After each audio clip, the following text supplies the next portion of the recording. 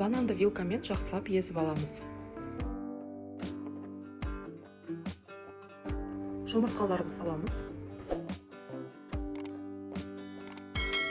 Үстіне кәдімгі ақ қант және де ванильді қантты салып, жақсылап араластырамыз. Видеоны соңына дейін қараңыздар, достар. Арыстан дегустация жасайды. Каналымда өте дәмді, ерекше тағамдардың рецептері бар, қарап кетіңіздер. Ұнға қопсытқышты қосып араластырып аламыз.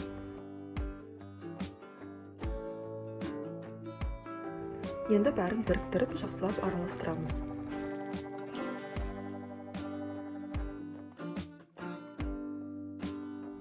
Оладьи пісуге дайын.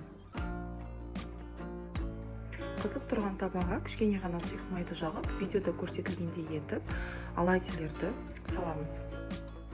Өте баяу отта әрбір жағын шамамен 7-8 минуттай пісіріп аламыз.